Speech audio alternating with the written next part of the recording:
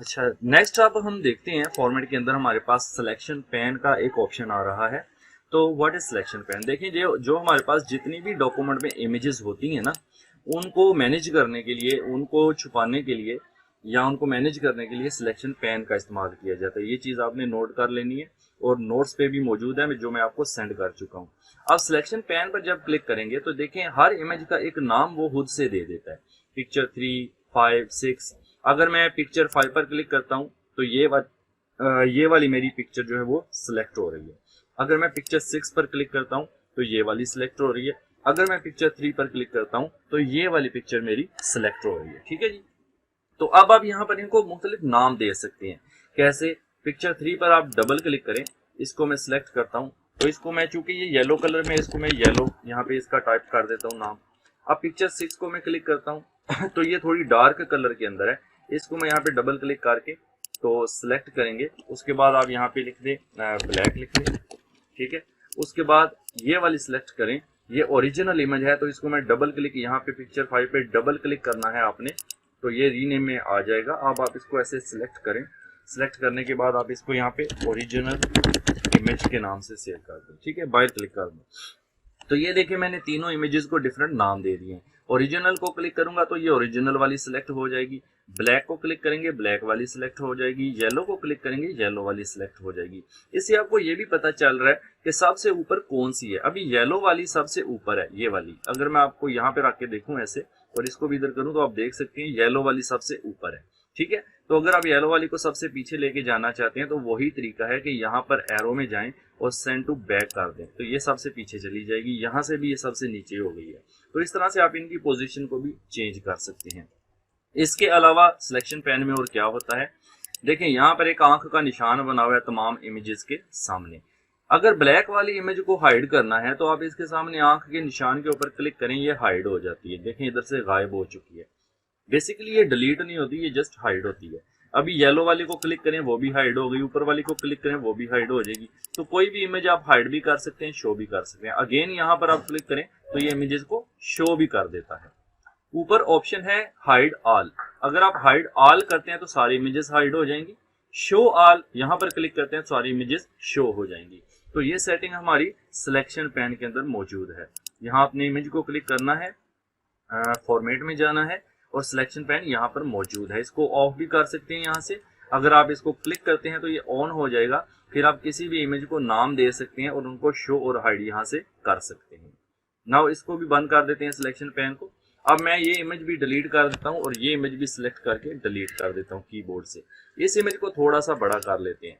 आगे वाले ऑप्शन देखते हैं। एक तो अलाइन है। देखिए अलाइन तो अलाइन लेफ्ट करना है, अलाइन सेंटर, वो तो आप अलाइन तरतीब होती है कि आपने टॉप पे रखना है, बॉटम पे रखना है, सेंटर पे रखना है। जिधर भी आप इसको अलाइन करेंगे ये उस तरफ आपकी इमेज अलाइन हो जाती है। आप देख सकते हैं कि पेज के जिस हिस्से पे आपने इसको अलाइन करना है वो आप यहाँ से अलाइन कर सकते हैं। इसके बाद नीचे एक ऑप्शन आ रहा है ग्रुप का। अभी ये ऑप्शन शो नहीं हो रहा, मतलब हाइड है, मतलब थोड़ा सा मध्यम सा है। तो कैसे शो होगा?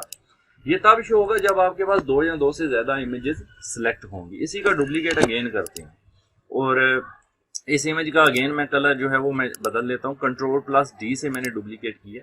अब देखिए मैंने एक इमेज को सिलेक्ट किया ना, तो जब मैं दूसरी को सिलेक्ट करता हूँ पहले वाली डी सिलेक्ट हो जाती है, जब इसको सिलेक्ट करता हूँ ये वाली डी सिलेक्ट हो जाती है। तो ये पहले लेक्चर में भी आपको बताया था कि जब एक से ज्यादा इमेजेस को आपने सिलेक्ट करना हो तो आप कंट्रोल का बटन दबा के रखेंगे कीबोर्ड से। तो कीबोर्ड से एक इमेज को सिलेक्ट करें, पहले क्लिक करें माउस से, अब कंट्रोल का बटन दबा लें और दूसरी इमेज को भी आपने क्लिक करना है। नाउ यू कैन सी कि आपकी दोनों इमेजेस जो हैं वो सिलेक्ट हो चुकी हैं।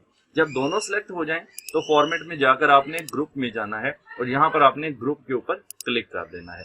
अब आप देखें कि दोनों इमेजेस के गिर्द एक बॉक्स बन गया है। इसका मतलब है कि ये दोनों इमेजेस अब एक ग्रुप के अंदर आ चुकी हैं। अब आप एक इमेज को मूव करते हैं तो दोनों मूव होगी, एक को छोटा बड़ा करते हैं तो दोनों, क्योंकि ये ग्रुप बन गया ना। तो एक ग्रुप में जितनी भी इमेजेस होती हैं वो फिर सारी ग्रुप के साथ ही मूव करती हैं। देखें एक को मैंने सिलेक्ट किया तो पूरा ग्रुप सिलेक्ट हो जाता है। अगर मैं इसको रोटेट करता हूं तो दोनों रोटेट होंगी। यहां से मैं अंडू कर देता हूं, Ctrl+Z इसका शॉर्टकट है। तो अब इस ग्रुप को खत्म करने के लिए दोबारा क्या करेंगे कि हर इमेज हमारी अलग अलग हो जाए। अगेन आप फॉर्मेट में जाएंगे और यहाँ पे ग्रुप के ऊपर जाएंगे और यहाँ से अनग्रुप कर देंगे। जैसे ही अनग्रुप कर देंगे अब देखें दोनों इमेजेस अलग अलग हो चुकी हैं, वो ग्रुप वाला बॉर्डर हट गया। बाहर क्लिक करें, अब आप किसी भी इमेज को अलग अलग कर सकते हैं। तो इस तरह से आप इमेजेस का ग्रुप बना सकते हैं, उनको अलग अलग कर सकते हैं। नेक्स्ट ऑप्शन आता है हमारे पास रोटेट का। रोटेट तो वैसे आप यहां से पकड़ कर भी ऐसे कर सकते हैं, यानी घुमा सकते हैं किसी भी एंगल के ऊपर। फिलहाल मैं इसको डिलीट करता हूं और इस इमेज को सामने रखते हैं, और यहाँ पर मैं आपको यहाँ बताता हूँ कि रोटेट में जाएं तो ये 90 डिग्री पर रोटेट कर रहा है, रोटेट राइट साइड 90 डिग्री। ठीक है, तो नीचे वाला ऑप्शन है रोटेट लेफ्ट साइड 90 डिग्री। आप इमेज को देखें वो लेफ्ट साइड पर हो गई है, यहाँ पे राइट साइड पे है, यहाँ पे लेफ्ट साइड पे 90 डिग्री पर यानी 90 के जाविये पर रोटेट हो चुकी है। एक होता है नीचे फ्लिप वर्टिकल।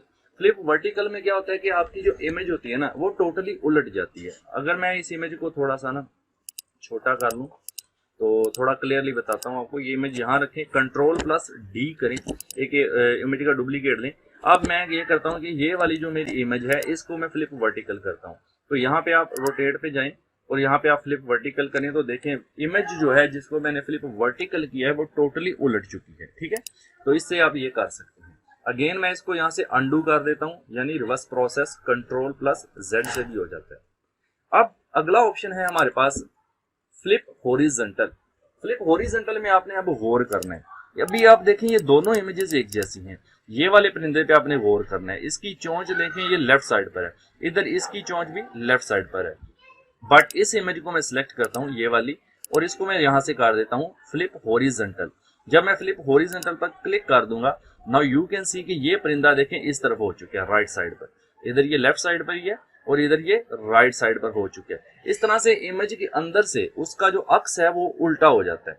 जब आप फ्लिप हॉरिजॉन्टल करते हैं तो कोई भी इमेज जो है वो उसका जो अक्स है ना अंदर से वो उल्टा हो जाता है। ये इमेज मैं डिलीट करके आपको कोई और इमेज लेके ना थोड़ा क्लियरली समझाने की कोशिश करता हूँ। ठीक है, कि किस तरह से फ्लिप हॉरिजॉन्टल काम करता है। ठीक है जी, कोई पिक्चर देखते हैं हम और बाहर से कोई इमेज लेते हैं, हम अपने फोल्डर में जाते हैं इमेजेस वाले में चलें ये लैपटॉप वाले बंदे की इमेज लेते हैं। इसको कॉपी किया मैंने Ctrl+C के साथ, Ctrl+V के साथ पेस्ट कर दिया। नाउ अब इसको सिलेक्ट करके फॉर्मेट में जाके पहले तो इसको इन फ्रंट ऑफ टेक्स्ट कर लेंगे। नाउ इसको जूम थोड़ा कम कर लें पेज का और इसको जरा छोटा कर लें। अब आपको क्लियरली दिखेगा कि क्या होता है फ्लिप। देखें इसका मैं Ctrl+D करता हूँ, ये इमेज मैंने यहाँ रख दी। अब आप देखें दोनों बंदों का जो फेस है वो राइट साइड पर है, एक तरफ है। अब आप इसको सिलेक्ट करें, फॉर्मेट में जाएं, रोटेट में जाएं और फ्लिप हॉरिजॉन्टल कर दें। नाउ यू कैन सी कि एक बंदे का जो फेस है वो मुड़ चुका है। तो आप देखें ये इस तरह से डुप्लीकेट बन चुकी है। उम्मीद है कि अब आपको इसकी समझ आ गई होगी। तो अब नेक्स्ट ऑप्शन देखते हैं। इस इमेज को मैं डिलीट कर देता हूं और यहाँ इस इमेज को भी डिलीट करते हैं। अगेन पिक्चर में इंसर्ट में जाके एक पिक्चर ले लेते हैं और इसको रैप टेक्स्ट में इन फ्रंट ऑफ टेक्स्ट कर लेते हैं। अच्छा जी, नेक्स्ट ऑप्शन एक ही हमारे पास रह गया है जो कि इसकी विड्थ और इसकी हाइट होती है, यानी ये साइज होता है इमेज का। ये देखें वैसे तो मैं साइज यहाँ से भी छोटा करूँ वहां से भी छोटा हो सकता है, लेकिन बट आप देखें यहाँ पे जो साइज मैं इधर से छोटा बड़ा कर रहा हूँ ना यहाँ पे तब्दीली आ जाती है। अभी ये जो ऊपर वाला ऑप्शन है अगर माउस यहाँ पर रखें तो ये बताएगा ये शेप हाइट है। ठीक है, जो अभी 2.56 इंचेस है, ये इंचेस में बता रहा है। नीचे है 3.2 इंचेस। जब किसी नंबर के ऊपर दो इन्वर्टेड कॉमा या दो बार लगा दी जाती है ना उसको इंचेस में काउंट किया जाता है। इंचेस यूनिट होता है, फुट से छोटा होता है।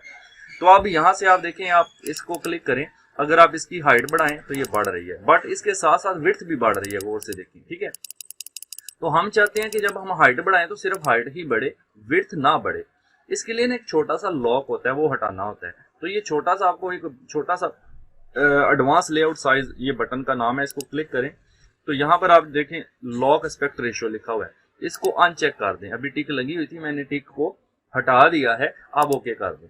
अब आप अगर हाइट को चेंज करेंगे सिर्फ हाइट चेंज होगी, देखें। ठीक है, कम ज्यादा, और अगर विड्थ को चेंज करेंगे चौड़ाई को तो चौड़ाई चेंज होगी।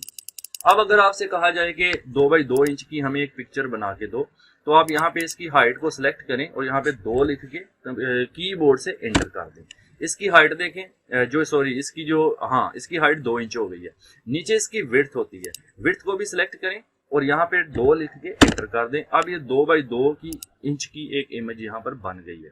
यानी 2x2 इंच साइज की एक पिक्चर यहाँ पर बन गई है। ठीक है जी, तो ये सारे हमारे पास जनाब ऑप्शन थे कि हमने किस तरह से इमेज को इंसर्ट किया और फॉर्मेट के अंदर जाकर उसको किस तरह से हमने डिस्कस किया। नेक्स्ट इंशाल्लाह हम लेक्चर बनाएंगे यहाँ पर हम शेप्स के ऊपर। ठीक है, तो अभी इमेज इंसर्ट करना और फॉर्मेट में जाके सारे ऑप्शंस अच्छी तरह रिवाइज कर लें। कोई क्वेश्चन है तो वो पूछ लें।